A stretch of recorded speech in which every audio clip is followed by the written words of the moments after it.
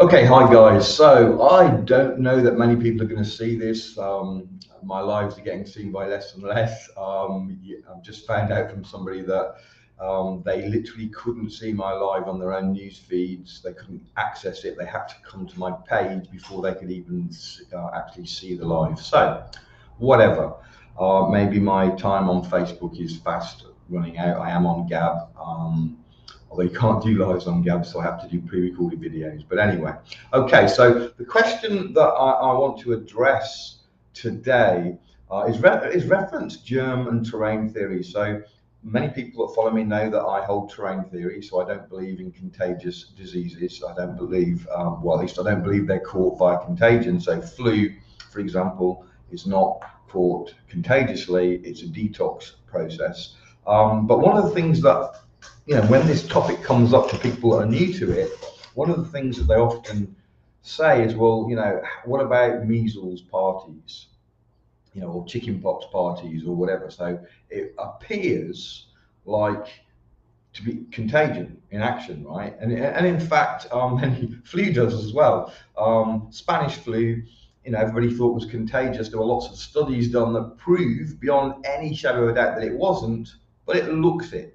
So if it's not contagion, what's going on? So I want to give two alternative views that fit with terrain theory to explain why people in groups seem to all get something together and yet it not be contagion.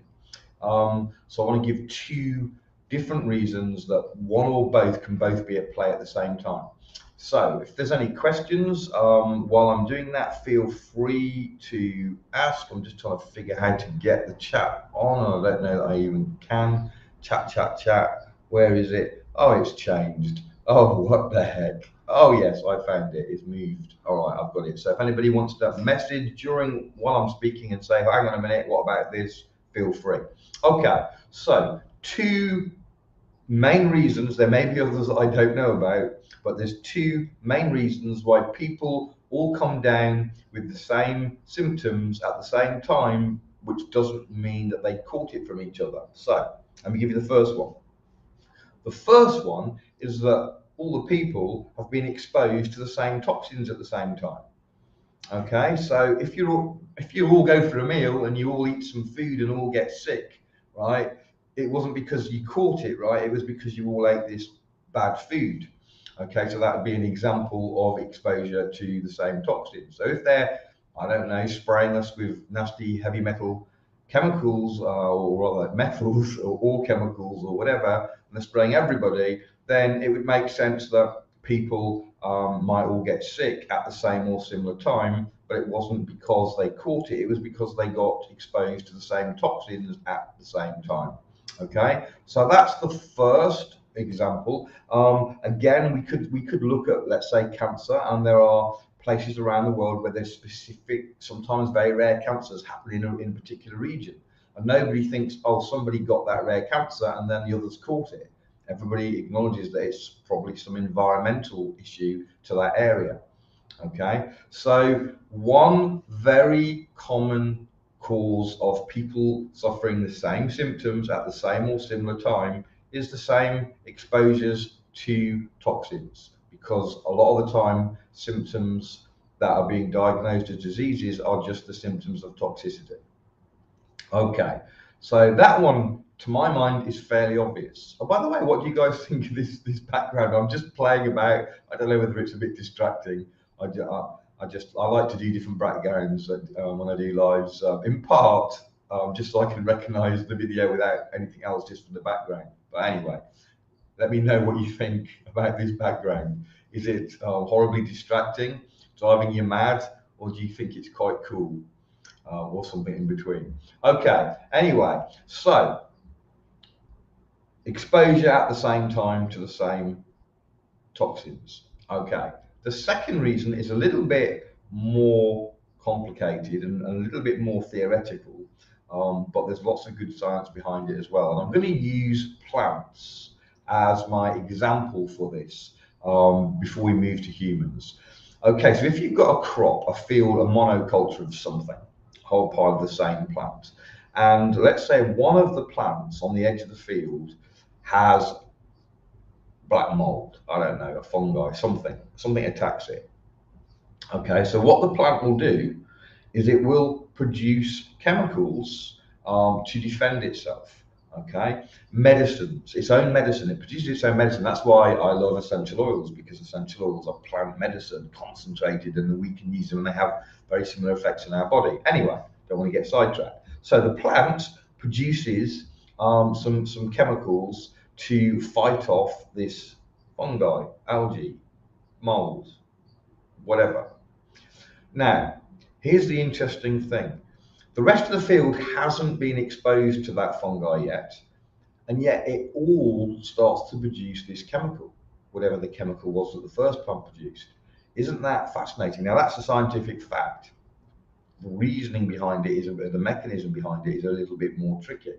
But it would appear there is some mechanism by which the plants communicate. I would suggest probably frequencies, but as I say, it's not well understood. But there is some way that there's communication going on so that other plants react, even though they haven't yet actually even had exposure. Okay, so once we understand that, then we can start to apply that knowledge to humans. But before we get to humans, let's think of another example: tuning forks. If you get a tuning fork and you ping it, it vibrates at a frequency.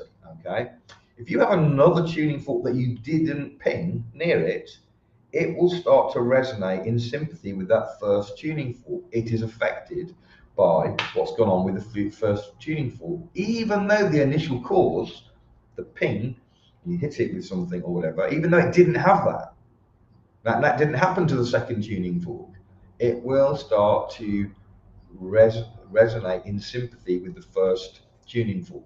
So we have a plant example, we have a tuning fork example. I'm going to give a human example now. I've never studied this, don't really know the ins and outs of what studies been done on this, but I think it's quite well known that women, sometimes when they live together, they spend a lot of time together, they end up syncing their cycles.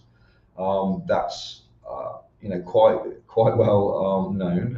As I say, I've never looked into it, but that's supposedly happens, and it wouldn't surprise me at all if it does. And it's very interesting, like what's going on there. How does that happen? How does that work? So plants, tuning forks, animals, there's some kind of connection that maybe we don't fully understand. So now, with that as a platform, what I would say is when a human comes under a toxic attack, as an example, and they start to detox, and detox is what creates the symptoms. Okay, they start to push stuff out of their body through their skin. So in some cases, you get skin rashes like measles and chickenpox or other forms of rashes, as we push stuff out of our body. But as we start to detox, then we, depending on how strongly we detox and depending on certain other factors, we start to get what's called detox symptoms, or often the doctors give it actual disease names, but it's just detox symptoms. Um, so we can cause flu symptoms by pushing somebody's body into a very fast detox. Okay, so if you do that, for example, you take high dose niacin, which is a B vitamin, will cause the body to release toxins. And if you don't get those toxins out of your body very effectively, such as in a sauna, you will feel really sick because you're detoxing too fast for your body's ability to remove those toxins. And that sickness often will be flu symptoms, but they won't call it flu because they know the cause and they know it's not a invisible boogeyman virus. So they then say flu-like symptoms, but there's no way of distinguishing between that and what you get because they're not different, they're the same. Flu is a detox. Okay, so when you start to detox, you send signals, which I would believe would be frequencies or whatever, however, some mechanism we don't understand. You send that to other people. Hey, I'm under attack. I've got these toxins, that I'm fighting. You might want to do something about it. And so people start to go into detox. Now, if you haven't got the the toxins in your body, or you've got low levels, you may not notice that detox, because we detox all day, every day. Well, specifically parts of the day. That's another thing we do in cycles. We detox in cycles. But anyway, we're detoxing all day, every day, to a greater or lesser extent, depending on the time of the day. We detox more at certain times, but we detox and we don't feel it. We feel detox when we're detoxing faster than our body can handle. So if we all detox, some of us will feel it and some of us won't. Okay, so if somebody detoxes and basically sends a signal to other people, hey, we're under attack, I've been hit with some toxins, whatever, and you start to detox, some of those people will feel that and some of those won't. That would explain why it would appear to be contagious, and why when we do studies to see if it is contagious, we find it's not. Spanish flu was proven not to be contagious, for example. Nothing has ever been proven to be contagious. All the studies, many doctors have spent their lives trying to prove contagion and they failed, because that's not how we get it. We get it through the mechanism that I'm talking about. It's a terrain issue, it's a toxic issue, and the symptoms are detox. So that's the two reasons why people simultaneously start getting sick at the same time: exposure to toxins at the same time, and a connection on detox, so that you basically signal other people to start to detox, and we do it all together.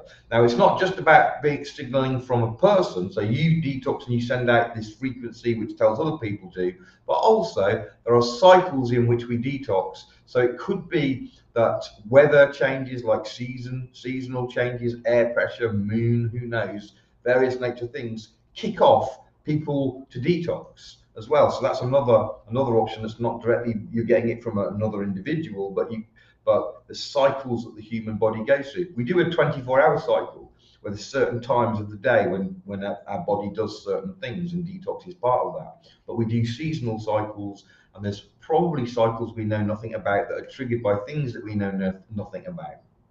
But so that's another potential cause. You may maybe when the moon is full, that might be a trigger for something. Don't know. Just hypothesis, but we do know that these things do affect people. You know, solar flares and all these. There's things that are triggers that have an effect on animals and humans that we don't understand very well. So what I'm saying is, we do understand contagion because we've studied it, and it doesn't happen. The studies prove it doesn't happen. They can't make people sick. They try, they get sick people with the flu face to face with healthy people, breathing in their face, spitting in their, taking phlegm from the sick person into the healthy. But they do all this stuff, it doesn't make them sick. Contagion isn't it. So terrain theory says it's the terrain. I'm not going to go into all of that now, but it's the terrain, not the germ, that causes it. And then this is the question that comes up: well, how do we get sick at the same time? Hopefully that's given you some idea. So hopefully, guys, that's helped you, or at least got you thinking, and allowed you to realize that there are other options other than a nasty bug jumping from one person across the air into your nostril and making you sick. There are, which it's kind of a crazy thing, especially since the bug, in the case of viruses, has never been found. It's never been proven to exist, and so on. So, no, it doesn't happen like that. Okay, God bless. Have a great day. Please do share if you like that. Facebook is showing nobody. I've got 8 people watching. That's great, but Facebook is showing nobody my stuff. So commenting below would be helpful, because it helps people to have the algorithms to show other people. Sharing also, but if you do share, it's nice to comment as well. The comments make it be more likely to be seen by some of my people. Hey Catherine, thank you for commenting, so appreciate that. So commenting and sharing will really help get around these horrible Facebook algorithms that are trying to block anybody seeing pretty much anything that I do. Thanks guys, have a great day. Any questions, just pop them below. Bye bye.